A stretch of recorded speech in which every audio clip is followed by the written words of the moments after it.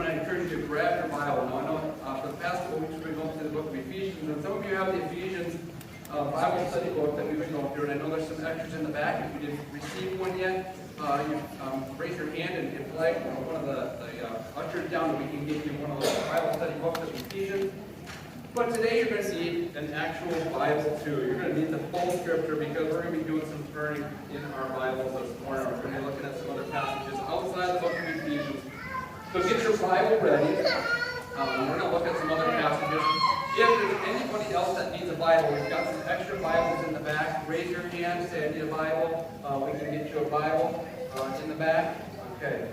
Well, as I said, we're going to be continuing our study of Paul's letter to the saints in Ephesus. And so some of you already have that Bible study book as we continue this letter. This is one of the letters that Paul wrote to the church in Ephesus. And this is the one we've been studying for the past couple of weeks. It reminds us that Jesus is the Christ, that Jesus is the Messiah. It reminds us that of what Jesus, the Christ, the Messiah, did for us. And so this is what we've been looking at the past couple of weeks. This letter of Paul to the church, to the saints in Ephesus. We're going to read together, starting in Ephesians chapter 1.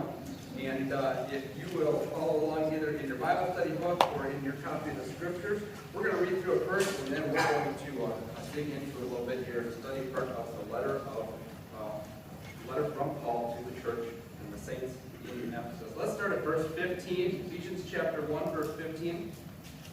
We'll read this together, and then we'll dig into it. Verse 15 says, "For this reason," Paul says, "because I have heard of your faith in the Lord Jesus and your love toward all the saints, I do not cease to give thanks to you, remembering you in my prayers, praying that the God of our Lord Jesus Christ, the Father of glory, may give you the spirit of wisdom and of revelation in the knowledge of him, having the eyes of your hearts enlightened, that you may know what is the hope to which he has called you, what are the riches of his glorious inheritance in the saints, and what is the immeasurable greatness of his power toward us who believe, according to the working of his great might, that he worked in Christ when he raised him from the dead and seated him at the right hand in the heavenly places, far above all rule and authority and power and dominion, and above every name that is named, not only in this age but also in the one to come.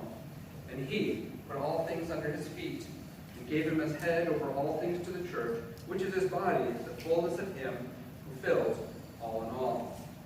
We have looked at part of this passage in our study in the past couple weeks, but there's a part that we need to go back and look at. There's a couple phrases that we need to look at that are going to be repeated and reiterated through the book of Ephesians. And so before we look at this passage and before we dig into it a little bit more, let's pray and ask the Holy Spirit to guide us in your word. Heavenly Father, I pray that you will speak to us this morning as we look at your word. Remind us of the hope that we have in you. Remind us of the truth that we have in your word. Help us to remember our faith and our hope and our trust is in you alone. God, encourage us this morning. Speak to us through your word. Let your Holy Spirit help us to understand it and apply it to our lives. Speak through me in my weakness for your honor and glory. We pray these things in Jesus' name. Amen. Well, Ephesians chapter 1 and verses 15 through 23 here that we just read, there is a passage here that I need to go back and look at. And it's going to be, there's a couple different verses in here that kind of tie together, that continue throughout the book of Ephesians. And I want you to see it first. You'll see in verses 16 and 17, Paul's saying, "I'm praying that you will know," verse 19 says, "what is the immeasurable greatness of his power." Who's the his? It's God's power.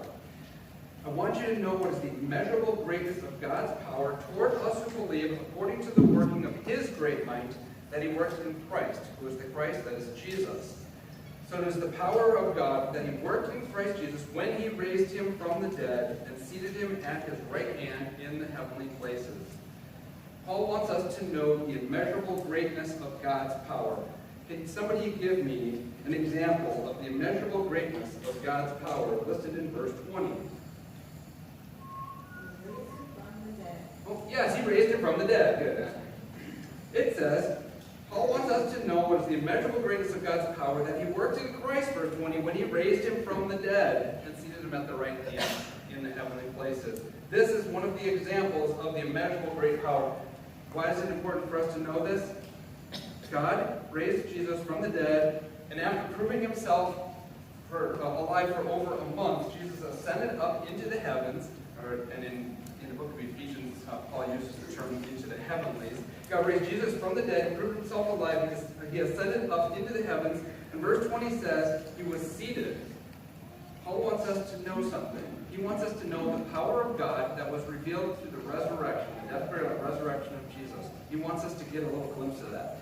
Because once we have just a little glimpse of that, our faith will continue to grow. Once we have a little bit, and this is what he wants. He's saying, let your faith grow in this experience. Let your understanding increase. What is the immeasurable greatness of God's power towards us who believe, showing it through Jesus Christ when he raised him from the dead, seated at the right hand in the heavenly places. Now I got to stop for a moment because this phrase here, seated at the right hand in the heavenly places, the right hand of God the Father. What does this mean for someone to sit on the King's right hand or on the right hand of God the Father? What does this phrase mean? Well, guess what? We're at church this morning. We're studying the scriptures together. We're looking at what the scriptures say about what it means to be seated on the right hand of God the Father in the heavens. So this isn't what I say. This isn't what some theologian says. This isn't what the church doctrines that have been passed down from the generations teaches. This is what the scriptures say. You want to know what the scriptures say? Good, that's why we're here. We're going to look at what the scriptures say. What does it mean? Because this is what Paul said. He wants us to discern. He wants us to understand. He wants us to have the eyes of our hearts enlightened so that we can know what the Bible says. So, this morning we're going to have a little Bible drill.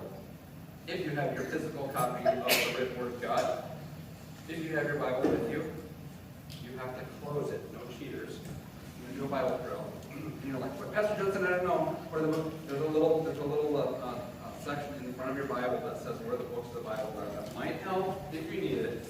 But we're going to do a quick Bible drill. We're going to look at a couple different passages here, and the best way to do it is for all of us to do this together. Bible drill. First passage we're going to go to is, I'm going to say it twice, and then you're going to turn. Ready? I'm going to say it twice.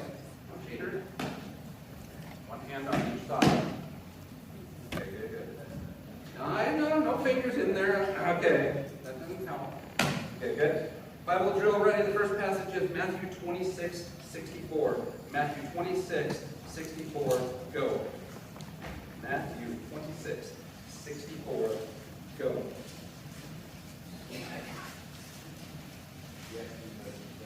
Who's there? Yes, it is as you say. You got it, yeah. Jesus replied, but I say to all of you in the future, you will see the Son of Man sitting in the right hand of the Mighty One, coming on the clouds of heaven. Yes. Where is he sitting? Yeah, it says, Jesus said to him, you have said so, but I tell you, from now on you will see the Son of Man seated at the right hand of power and coming on the clouds of heaven. Well, who's Jesus talking to here? A little bit of history. Jesus is being questioned and falsely accused before Caiaphas, the high priest.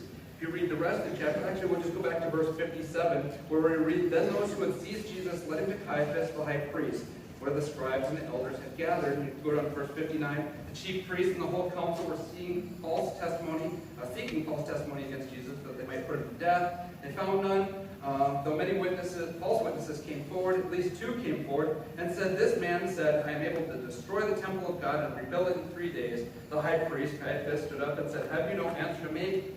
What is it that these men testify against you? But Jesus remained silent. And the high priest said to him, I adjure you by the living God, tell us if you are the Christ, the Son of God. And Jesus said, you have said so, but I tell you, from now on you will see the Son of Man seated at the right hand of power and coming on the clouds of heaven. The right hand of God the Father, the right hand of the seat of power. So what does it mean for someone to be sitting at the right hand of God the Father, or seated at the right hand of power? It is a position of power. To be seated at the right hand of the King, to be seated at God the Father's right hand, to be seated at the right hand of the throne is a position of power and authority. Jesus said, from here on out, you are going to see me in a position of authority. Pause. What's happening here? Jesus is being falsely accused before the high priest and the council. And what's going to happen next? He's going to get executed. He's going to be put to death. But Jesus is saying, oh, no. From here on out, I'm going to be seated at the right hand. I'm going to be seated in a position of authority, in power, to the right hand of God the Father. There must be more to this story. And there is. I'm glad you suggested that. At the right hand of God means he's in a position of authority, and this is the fulfillment of what Jesus said, and it was fulfilled later after his resurrection. Jesus went on to say in Matthew 28, you don't need to turn there, I'll just read it for you. Matthew 28, Jesus, after his resurrection, said, Jesus came to his disciples, and he said, all authority, all power and authority in heaven and on earth has been given to me. When was it given to him? After his death, burial, and resurrection. Jesus said, I told Caiaphas, from here on out, I'm going to be seated in a position of power and authority. And a couple days later, meeting with his disciples, he said, I've been killed, I've been dead, I've been in the tomb for 3 days, fulfillment of what the scriptures say, and now I am alive, and now I am in a position of authority in heaven and on earth. This is the fulfillment. This is what he's saying. This is what it means to be in this position of power and authority. And this is what Jesus is claiming. It's reiterated later at the ascension, about 40 days later. It's reiterated in Mark chapter 16. It says the Lord Jesus after the Lord Jesus had spoken to them, he gathered together and he's getting ready to ascend into heaven. And he said he was taken up into heaven and sat down at the right hand of God. He's claiming a position of power and authority by sitting at the right hand of God the Father. This is the picture of what it means to be seated at the right hand of God, right hand of the throne of God, or right hand in the heavenlies. Bible drill, ready? Hands together. Next passage that talks about this passage. Hands on the side. We're going to turn to Romans chapter 8, verse 31. Romans 8:31, go.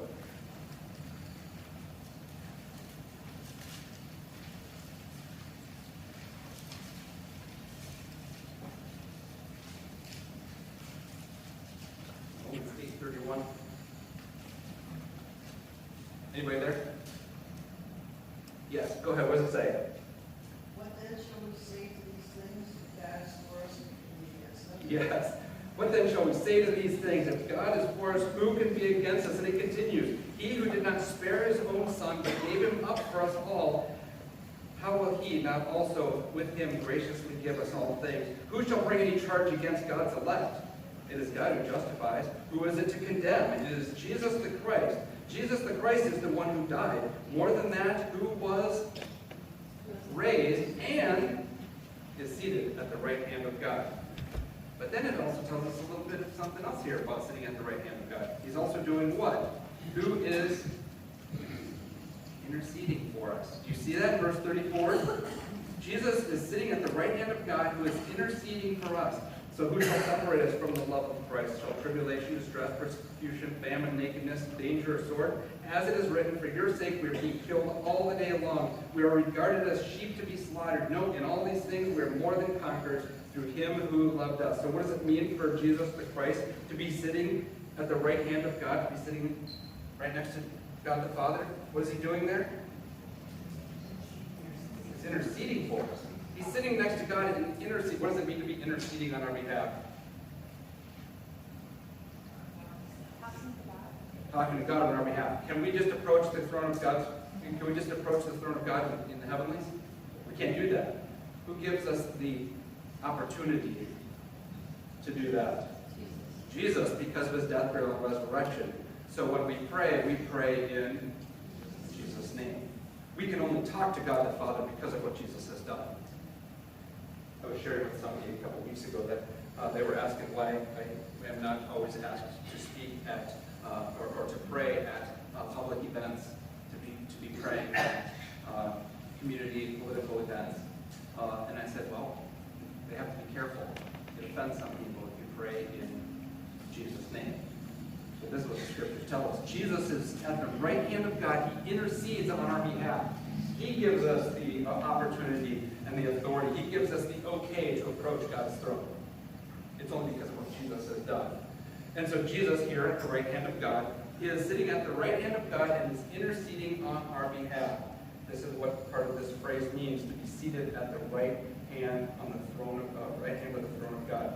Jesus being right there intercedes for us. He is the mediator. He's the great high priest. He's the one that stands in the gap between God's perfection, God's holiness, and our sinfulness. Jesus is the one that bridges that gap. He's the one that is the mediator interceding on our behalf. Romans 8:33 says, "Who shall bring any charge against God's elect? It is God who justifies." Verse 34, "Who is to condemn? Christ Jesus is the one who died, more than that, who was raised, who is at the right hand of God, and is indeed interceding for us." This is what it means to be on the right hand of God. Another passage that talks about being on the right hand of God gives us a little bit more information about what this means, and it's in the book of, hands on your Bibles. Hands on your Bibles. Hebrews chapter 1, verse 2. Hebrews chapter 1, verse 2, go. Hebrews 1, 2, go. Hebrews 1, 2.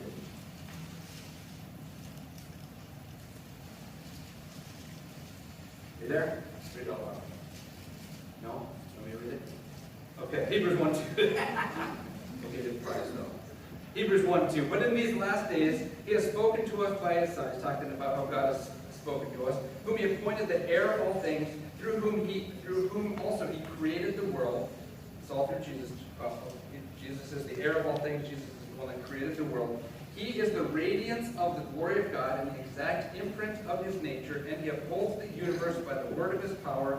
After making purification for our sins, he sat down at the right hand of the Majesty on high."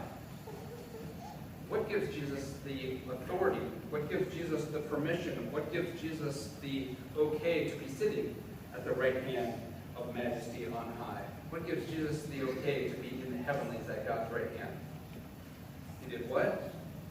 After making purification for our sins, Jesus died on the cross. He paid the price for our sin and rose from the dead to show that that price was paid and that it was a legitimate payment. And because he did that, he now sits at the right hand of the Majesty on high. This just gives us a little glimpse of what it means and what's required to be seated at the right hand of God the Father. While you're in Hebrews chapter 1, flip over just a couple chapters to Hebrews chapter 8. Hebrews chapter 8, verse 1 gives us a little bit more information. Now the point in what we are saying is this: we have a high priest. He's talking about different requirements and the different sacrifices that were made by high priests. But it says, the point is that what we are saying is this: we have a high priest, one who is seated at the right hand of the throne of the Majesty in heaven. Again, what is Jesus doing at the right hand of God? Interceding on our behalf. He is the high priest talking between us and God. This is Jesus' position of authority and a position of interceding, being the high priest on our behalf. 2 more chapters over, Hebrews chapter 10.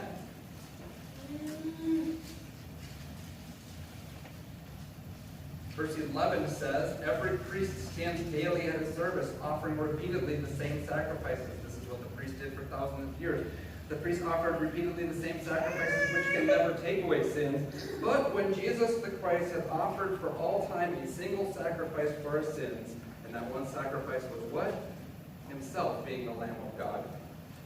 "When Jesus the Christ had offered for all time a single sacrifice for sins, he sat down at the right hand of God." What does it mean to be sitting at the right hand of God? He did what he needed to do. He paid the price for sins. He did God's will and accomplished what God wanted him to do. He did it, and it was proven by his resurrection and ascension into heaven, where he sits down at the right hand of God, acknowledging that he was the final sacrifice that gives us the opportunity to ask for forgiveness and atonement and interceding on our behalf. So this is what it means. To sit at God's right hand, power, authority. He's interceding for us. It's a position of honor, status. It's a way of saying he did what he needed to do, and God has given him this position of authority and power in heaven on our behalf, interceding for us. One more passage I want you to Bible drill to. Ready? Bible drill. One more, hands together on your Bibles.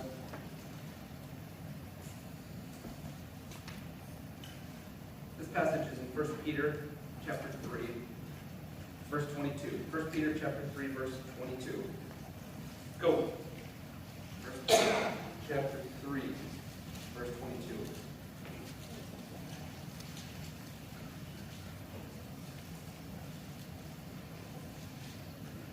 Bible on your phone. We're going to have a time of confession after service. Okay. 1 Peter chapter 3 and verse 22. Who's there? Okay, if you're there, do this. Okay, just one check. 1 Peter chapter 3, verse 22 says, who has gone into heaven and is seated at the hand of God. Well, who is this? Let's back up to verse 18. For Christ also offered once for sins the righteous for the unrighteous. He died. He paid the price. He did that sacrificial sacrifice for the sinners, that he might bring us to God, again, interceding on our behalf, being put to death in the flesh, but made alive in the Spirit. And you skip down to verse 22. We are saved through the resurrection of Jesus Christ, who has gone into heaven and is at the right hand of God, with angels, authorities, and powers having been subjected to him. How did Jesus get this position of authority? How did Jesus get this special place of blessing sitting at the right hand of God? It is because of his sacrifice, dying on the cross to pay the price for our sin and interceding on our behalf, bringing us in a right place before God. This is what he's doing. Through his resurrection, has gone into heaven and is at the right hand of God. Why am I bringing this up? Why am I pointing this out? Well, and you need to be clear. In all these passages, who is the King of heaven? Who? Jesus is the King of kings and Lord. He's seated at the right hand of God the Father in the heavens. It was brought to my attention recently that some churches teach that Mary being the mother of Jesus, that Mary is the Queen of heaven. And I went, I don't know any Bible verses that teach that. Do you know any Bible verses that? Okay, in all the scriptures that we've just looked at, who's there at the right hand of God? Jesus. Oh, because he did what? Died on the cross, was buried and rose again according to the scriptures. That's what gives him the authority to be at the right hand of God, to be the King of kings and the Lord of lords in this position of authority. I just want you to see what the scriptures say. Not what some churches teach, this is what the scriptures say. Jesus is ruling heaven. Jesus is the King of kings and the Lord of lords. We need to be clear on this. So according to the scriptures, what does it mean to be seated at the King's right hand, at the Heavenly Father's right hand? It means you're in a position of power, you're in a position of authority, a position of honor, status. It means that Jesus is our high priest. He's interceding on our behalf. He's bridging this gap, that bridges this gap between sinful mankind and a holy, perfect God. This is what Jesus is doing, sitting at the right. Now, I was reading a commentary the other day, and there was an interesting conversation about Jesus sitting in heaven, sitting at the right hand of God. And I thought it was kind of an interesting conversation in this commentary, because it was saying the fact that Jesus is sitting is like he's rested. Well, when was the last time the Bible tells us that God rested? After creation, right? And who is the author of creation? It's Jesus. So after creation, Jesus rested.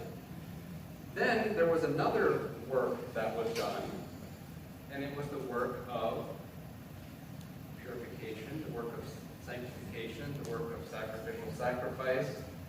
There was a work that was done to prove that the price was paid, and then Jesus gets to rest again, sitting at the Father's right hand. I think that's kind of an interesting picture, because what did Jesus say while he was dying on the cross? The work is finished. It is finished. What he needed to do was accomplished.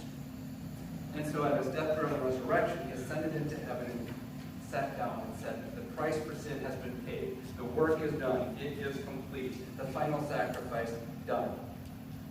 I think it's kind of an interesting picture how Jesus is sitting there, because there's a passage that talks about Jesus standing at the right hand of God. And I want you to see it because it's part of Paul's story. It's in Acts chapter 7. You don't need to race to get there, but I'll let you turn to Acts chapter 7. And I'm going to tell you a story about a man named Stephen. Stephen was one of the early followers of Jesus. Stephen was one of the early martyrs. He was going around testifying that Jesus was the Christ, that Jesus died on the cross, Jesus was risen again. And as Stephen is preaching this and proclaiming this, a crowd of an angry mob surrounds him. The story is told in Acts chapter 7.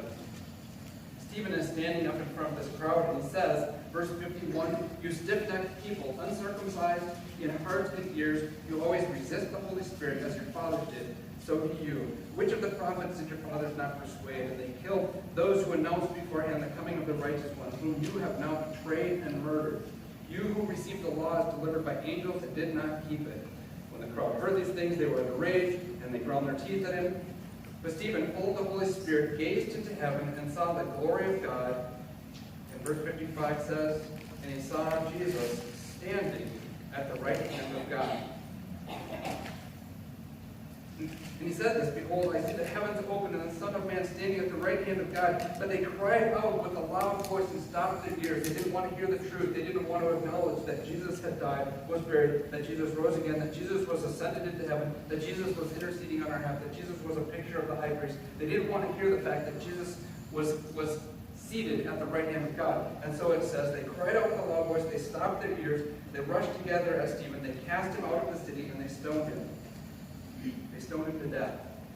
The witnesses laid down their garments. They got the approval to kill him. And they laid down their garments at the feet of a young man named Saul, who became Paul, who wrote the book of Ephesians. This is why we see the picture of why Paul uses this phrase, because he heard Stephen say the same thing. Jesus is at the right hand of God. Paul probably heard this at Stephen's death. He probably then looked it up and went, "I wonder how many times Jesus made references to being in heaven." Oh, others, heard this at the ascension, and he saw this, and so he puts this in his letter to the saints in Ephesus, that Jesus is at the right hand of God. And so the story of Stephen continues as they get the approval to execute Stephen. As they were stoning Stephen, he cried, "Lord Jesus, receive my spirit." Falling to his knees, he cried out with a loud voice, "Lord, do not hold this sin against them." And when he had said this, he fell asleep. He died. He was stoned to death.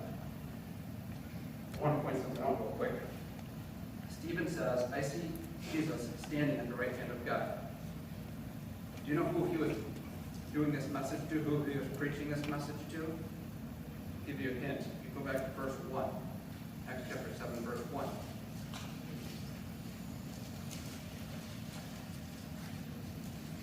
The high priest said, "Are these things so?" And Stephen said, and he goes on to preach and proclaim that Jesus is the Christ, that he was dead, that he was executed. But who was he standing before? The high priest. Do you know who that high priest might have been? Same high priest Caiaphas that Jesus stood before and said, "From here on out, you're going to see me standing at the right hand of God." So Caiaphas maybe heard this phrase twice. Once when he put Jesus to death, and once when he had Stephen executed.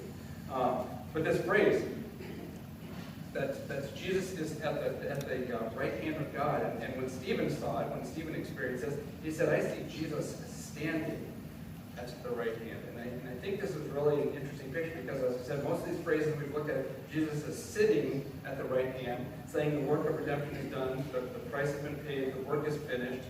But in Acts chapter 7, when Stephen is being stoned to death, he says, "I see the heavens open, I see the Son of Man standing at the right hand of God."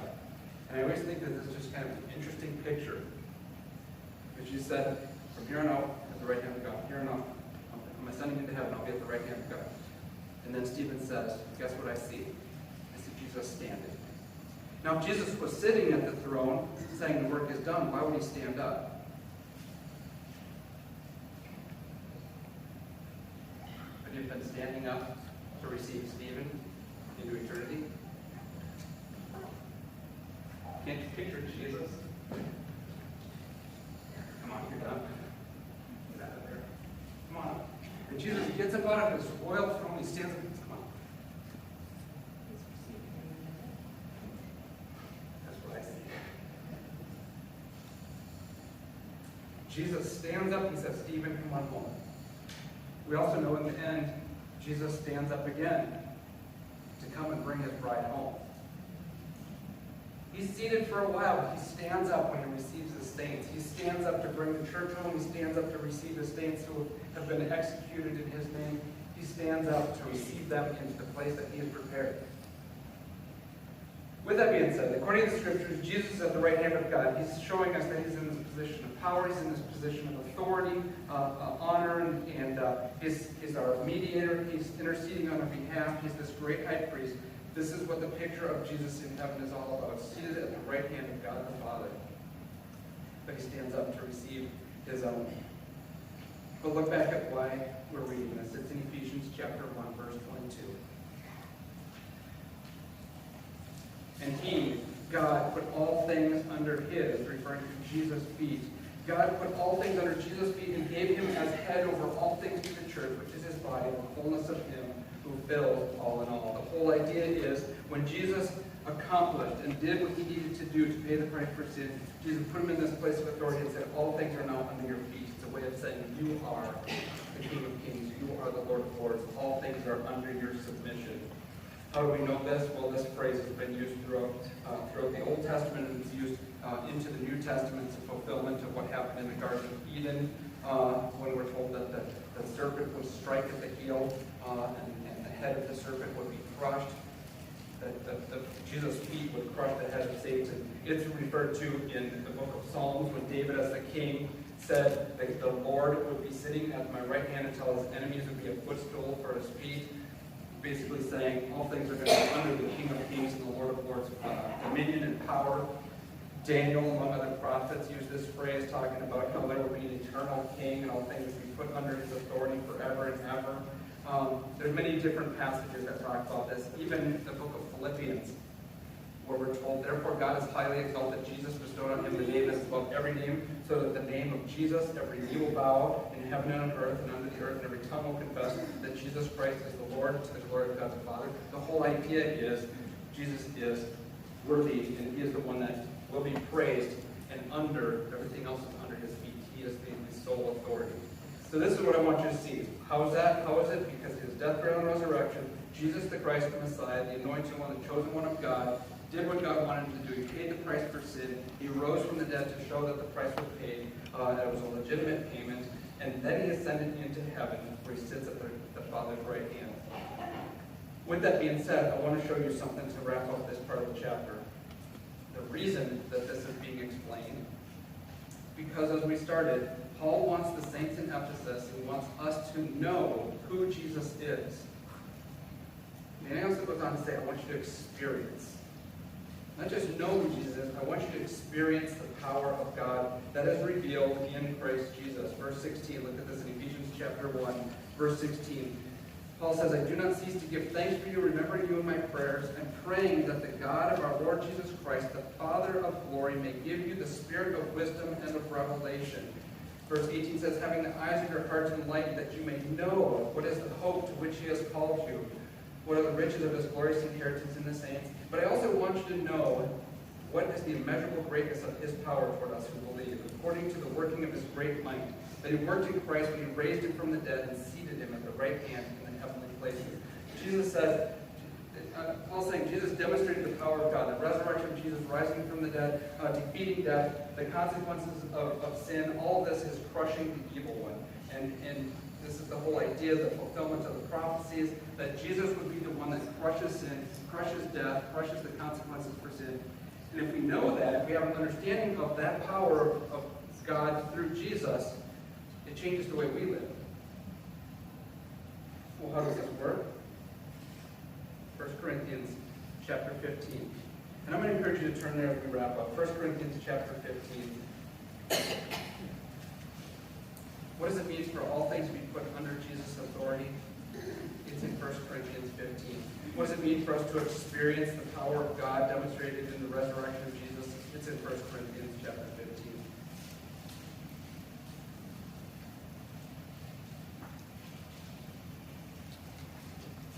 First Corinthians 15. I'm going to start with verse 1. Paul says, I would remind you, brothers and sisters, of the gospel I preached to you, which you received, in which you stand, and by which you are being saved, if you hold fast to the word I preached to you, unless you believed in vain. For I delivered to you as of first importance what I also received, that Christ died for our sins in accordance to the Scriptures. Jesus the Christ had to die. This is what the Scripture says. This is what Paul's reiterating here. Jesus the Christ died for our sins in accordance with the Scriptures, that he was buried, and that he was raised on the third day in accordance with the Scriptures. This is what the prophecies talked about. He would be dead, he would be buried, he would rise again. And this is what Jesus, in fact, did. And then Paul goes on to say, and that he appeared. And we're not going to list off all the appearances of Jesus, but he lists off several of the appearances in the 40 days that Jesus was here. But then he goes down to verse 12. Now, if Christ is proclaimed as raised from the dead, how can some of you say that there is no resurrection of the dead? But if there is no resurrection of the dead, then not even Christ has been raised. And if Christ has not been raised, then our preaching is in vain, and your faith is in vain. We are even found to be misrepresenting God, because we testified about God that he raised Jesus Christ, whom he did not raise, if it is true that the dead are not raised. For if the dead are not raised, not even Christ has been raised. And if Christ has not been raised, your faith is futile, and you are still in your sins. If Jesus hasn't raised from the dead, you're still in your sins. The price hasn't been paid for your sins. If Jesus didn't rise from the dead, he's not sitting at the right hand of the throne of God asking for your forgiveness, saying that the price has been paid. This is what Paul's trying to say. If Christ has not been raised, your faith is futile, and you are still in your sins. Then those who have fallen asleep, those who have died already in Christ have perished. And if in Christ we have hope in this life only, we are of all people most to be pitied. But, verse 20 says, but in fact, Jesus the Christ has been raised from the dead. He is the first fruits of those who have fallen asleep. Continues in verse 23, each in his own order, Christ the first fruits, he was the first one, and then at his coming, those who belong to Christ. Then comes the end, when he, Jesus, delivers the kingdom of God, delivers the kingdom to God the Father after destroying every rule and every authority and power. For he must reign until he has put all his enemies under his feet. The last enemy to be destroyed is death. You know when this happens? It's recorded in the book of Revelation, Revelation 20:21. The last enemy to be destroyed is death. The consequence for sin has been destroyed. When Jesus crushed the head of Satan at his death, burial, and resurrection. But he continues that the last enemy will be destroyed, will be death, and then all will be delivered to God the Father. It continues, verse 27, for God has put all things in subjection under his feet. Does that sound familiar? It's all under Jesus' feet because of what he has done. He paid the price for our sin. With that being said, God's power demonstrated in Jesus, rising from the dead, defeating death, the consequences of that. He's destroying and crushing the head of Satan, destroying the evil one. And I think it's kind of interesting the way this is phrased, because in Hebrews chapter 2, we just read through several passages where it talks about Jesus sitting at the right hand of God. The reason he could do that is because in Hebrews chapter 2 it says, since therefore the children share in flesh and blood, he himself likewise partook of the same thing, that through death he might destroy the one who has the power of death, and that is the devil. Deliver all those who, through fear of death, were subject to lifelong slavery. Jesus' death, burial, and resurrection frees us from the fear of death, and it crushes the devil, crushes Satan and the power of death. I just like that picture of Jesus just stepping on Satan's head. Anybody else? To see the power of God displayed through the resurrection, just crushing the head of Satan. And with that being said, if Jesus did it, and Paul wants us to experience that power, what does that mean for you and me? Somebody say what the scriptures say? Or should I just make something up? Okay, I'll tell you what the scriptures say. This is what the Bible says. Remember, Paul wants us to know who Jesus is, know that he is the Christ, and then to experience the power of God in Jesus. So what does this mean? Paul wants us to know and experience the power of God through what Jesus did in crushing Satan's head, through his death, burial, and resurrection. So here's what it says. A little while later in the book of Ephesians, you don't need to turn there, I'll read it for you. In Ephesians chapter 6, Paul says, here's how you do it. Be strong in the Lord and in the strength of his might. Put on the whole armor of God that you may be able to stand against the schemes of the devil, against the evil one, against Satan. Put on the armor of God, for we do not wrestle against flesh and blood, but against the rulers, against the authorities, against the cosmic powers of this present darkness, against the spiritual forces of evil in the heavenly places. Therefore, take up the whole armor of God. We're not going to get into all that right now, but the whole idea is there's a spiritual battle going on, and you can stand up against the evil one and crush his head, just like Jesus did. We too get to take on the evil one, and Romans tells us, Paul tells us, that we get to do something else. Oh, so Romans chapter 16, listen to this. Paul says, I appeal to you, brothers, watch out for those who cause divisions and create obstacles contrary to the doctrine that you have been taught. Avoid them, for such persons do not serve our Lord, our King of kings and Lord of lords, Jesus Christ. No, they're serving their own appetites, and by smooth talk and flattery they deceive the hearts of the naive. For your obedience is known to all, so that I rejoice over you, but I want you to be wise as to what is good and innocent as to what is evil. I want you to be wise as to what is good. I want you to know the power of God. I want you to know his power. I want you to know what is right and do that. I want you to know what is good. And I want you to be innocent of the evil one. Innocent of the evil stuff in this world. Be careful how you live.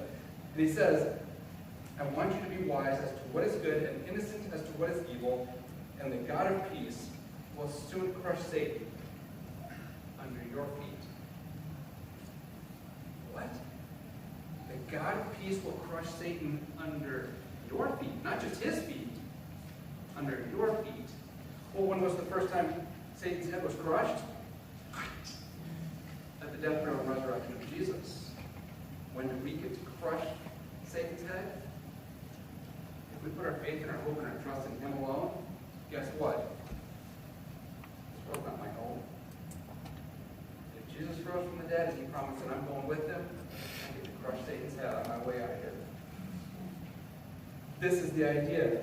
Romans 16, 19, and 20, God of peace will crush Satan under your feet, and the grace of our Lord Jesus Christ will be with you. We get to take on the evil one. We get to crush him in our faith in the Lord and Savior Jesus Christ. This is a really cool picture of me. How many of you, just out of curiosity, years ago I heard a song, Romans 16, 19. You ever heard that song? Oh, that was it. The song goes like this. Romans 16, 19 says, you know what it says? Romans 16, 19 says, be excellent at what is good, be innocent of evil. It says, be excellent at what is good, be innocent of evil. And God of peace will soon crush Satan. God will crush him underneath your feet. But God of peace will soon crush Satan. God will crush him underneath your feet. But God of peace will soon crush Satan underneath your feet. But God. Okay, so that's a kid song. It's a way of memorizing Romans 16, 19. And it's a reminder. Satan is a loser. Jesus is in the position of authority. Jesus is in the position of power because he's already crushed Satan's head. And eventually, he'll be destroyed forever in Revelation 20, 21. When he throws death and Hades into it, and it's all done. Temporarily, we get to defeat death by trusting in Jesus because of what he's done on the cross. And this is the whole idea. We get to destroy him. So again, let me remind you what the scriptures tell us. We have this opportunity to trust in Jesus. We have the opportunity to crush Satan's head. And it's wrapped up even in 1 Corinthians 15. You don't need to turn there. It goes like this. Behold, I tell you a mystery. We shall not all sleep, but we shall all be changed. In a moment, in the twinkling of an eye, the last trumpet. For the trumpet will sound, and the dead will be raised imperishable. And we shall be changed. This imperishable body will put on the imperishable, and this mortal body will put on immortality. And when the perishable puts on the imperishable, and the mortal puts on immortality, then shall come to pass the saying that is written, death is swallowed up in victory. Oh, death, where's your victory? Oh, death, where's your sting? Yeah, the sting of death is sin, and the power of sin is the law. But thanks be to God who gives us the victory through our Lord Jesus Christ. Can I say that again? Thanks be to God who gives us the victory. Crushing Satan's head. Thanks be to God who gives us the victory through our Lord Jesus Christ. Therefore, my beloved brothers, be steadfast, be immovable, always abounding in the work of the Lord, knowing that in the Lord your labor is not in vain. We have this hope because of Jesus. We have a hope that we can crush Satan's head and be resurrected again because of the work of Jesus. We can know he's at the right hand of the throne of God, interceding on our behalf. He's our great high priest. He's there, ready to just put it all to an end in Revelation 20, 21. And we have this hope because of Jesus. Why do I want to reiterate this? Well, it's because when you reread Ephesians chapter 1 and you listen to what Paul is saying, you'll see over and over and over he's referring to eternity. Real quickly, I'm just going to wrap up with this. Listen to what he says, Ephesians chapter 1. We've read this passage several times, but listen to it with your ears listening for eternity. Ephesians chapter 1, verse 3, Blessed be the God and Father of our Lord Jesus Christ, who has blessed us in Christ with every spiritual blessing in the heavenly places. Where's the heavenly places? It's eternity. Verse 7, In him we have redemption through his blood. It's all about Jesus. The forgiveness of our trespasses according to the riches of his grace, because of Jesus, which he allowed upon us in all his wisdom and insight, making known to us the mystery of his will, according to his purpose, which he set forth in Jesus the Christ, as a plan for the fullness of time to unite all things in him, things in heaven and earth, for what? Eternity. Okay?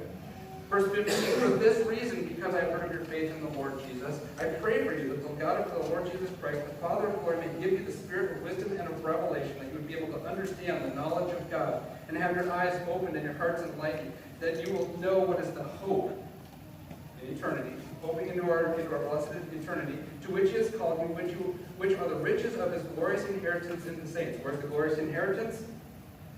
Eternity.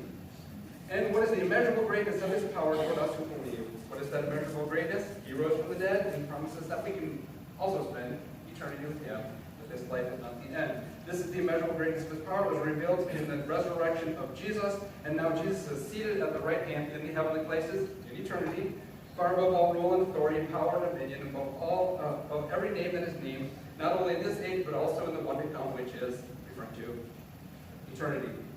The whole point is, our hope is in eternity because of what Jesus has done. And I want you to see that. I want you to know that Paul's writing this to us so we can know and we can understand, we can crush Satan and have our hope and our trust and our faith in Jesus alone, looking to that eternity where someday he stands up and says, you're done here. You want to come home?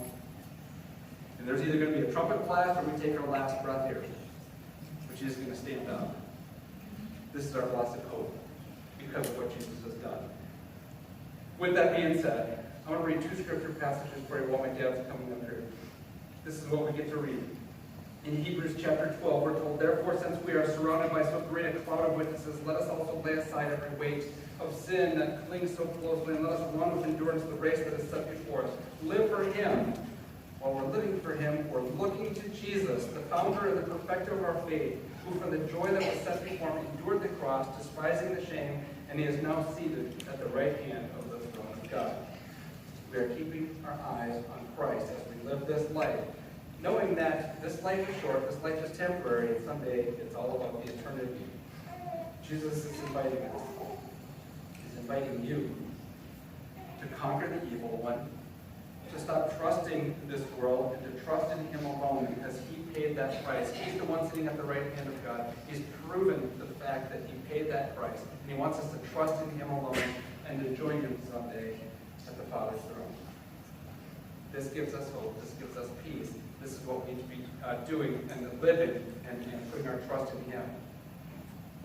Can I just read one more verse for you? It's in Revelation chapter 3.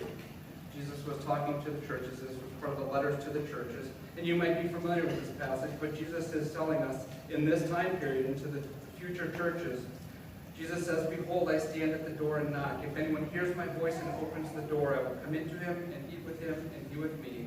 The one who conquers, the one who overcomes the evil one, who crushes Satan by trusting in Jesus alone. The one who does this, I will grant him to sit with me on my throne, as I also conquered and sat down with my Father on his throne. Jesus is saying, you want to join me? Trust in him alone. Trust in Jesus alone. He's the only one that paid that price. He's the only one that paid the price for our sin. He's the only one that gives us the opportunity to spend eternity in the heavenlies with him and God the Father. Trust in Jesus alone.